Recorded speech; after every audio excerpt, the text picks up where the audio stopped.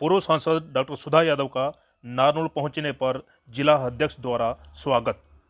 देखिए, मैं पूरे रास्ते यहाँ पर सड़कों के निर्माण कार्य को देखते हुए आई हूँ जी। और मुझे लगता है कि भारतीय जनता पार्टी की सरकार जब से हरियाणा में आई है तब से डेवलपमेंट को लेकर के जो गंभीरता यहाँ पर है ये इससे पहले की सरकारों में नहीं थी। नेशनल हाईवेज भले ही केंद्र सरकार की देन हो, लेकिन इस जिले के अंदर नहरी पानी का पहुँचाना और उसके साथ में मेडिकल कॉलेज का बनना, ये दो प्रोजेक्ट अपने आप में इतने बड़े हैं कि इस जिले को, जहाँ पर लोग पिछड़ा हुआ जिला कहते थे, आज ये पिछड़े जिलों की श्रेणी में नहीं आता है।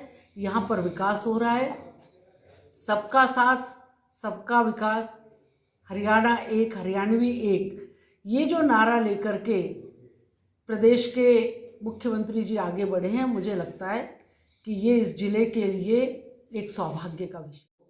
उससे पहले हमारे इस इलाके को पता ही नहीं होता था कि सांसद निधि भी कोई चीज़ होती है। इनके उस कार्यकाल में मेरे ख्याल से शायद ही कोई गांव ऐसा बचा हो इस लोकसभा क्षेत्र का जिसमें सांसद निधि का पैसा ना लगा हो। और उसके बाद पार्टी के राष्ट्रीय सचिव के रूप में भी इन्होंने पार्टी को बहुत आगे बढ़ाया। आज कार्यकर्ताओं से मेलजोल के लिए पहुंची, उनके लिए मैं इनका बहुत बहुत धन्यवाद करता हूं। हमारा आग्रह को स्वीकार किया। वैसे हमारा आग्रह तो ये भी था कि एक बड़े कार्यक्रम में आप पहुँचें। रैली में भी हमने इनसे आने का आग्रह किया था, परंतु व्यस्तताओं के कारण नहीं आ पाई थी। और इनका स्नेह इस इलाके को हमेशा मिलता रहा है। कार्यकर्ताओं के साथ भी इनके बहुत स्नेह संबंध है और बहुत पूरा प्यार, बहुत पूरा स्नेह कार्यकर्ताओं से हमेशा रखती हैं। और विशेष रूप से हमारे ऊपर भी इनका पूरा आशीर्वाद हमेशा रहा है।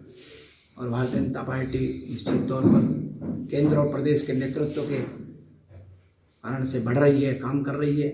और पार्टी भी बहुत तेज़ी से कार्यकर्ता, बूथ स्तर पर भी कार्यकर्ता केंद्र की और प्रदेश की नीतियों को जन जन तक पहुंचाने का काम कर रहा है। और इसी तरह से पार्टी को हम आगे बढ़ाते रहेंगे, हमारे केंद्रीय नेतृत्व और प्रदेश नेतृत्व के मार्गदर्शन।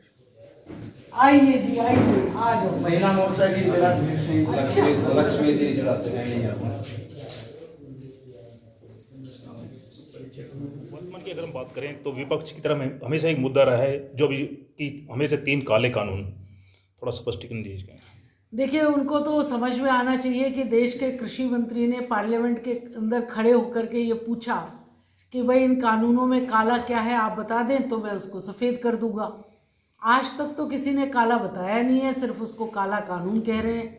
ऐसा कैसा काला कानून है कि काले पानी की सज़ा मिल रही है क्या किसी को? उसमें स्पष्टता है, लेकिन किसान की कोई बाध्यता नहीं है उसमें। अगर किसान उसमें स्वैच्छिक है, एक खाका दिया है केंद्र सरकार ने कि इस रूप में अगर आगे बढ़ेंगे तो किसान की आय दुगनी होगी, वो आत्मनिर्भर बनेगा। अगर किसान अपने कॉन्ट्रैक्ट फार्मिंग नहीं करना चाहता तो वो बाध्य थोड़ी है करने के लिए।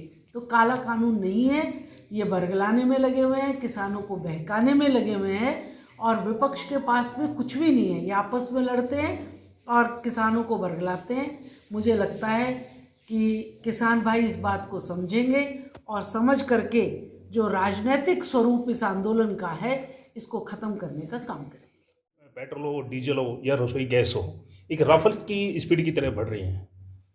देखिए, अभी तो ये सरकार ने क्योंकि फ्री कर दिए थे, कंपनियों के हाथों में दे दिया था और ये कंपनियां निर्धारित करती हैं, सरकार इसको निर्धारण नहीं करती। वित्त मंत्री जी ने भी इसका उल्लेख पार्लियामेंट के अंदर किया है।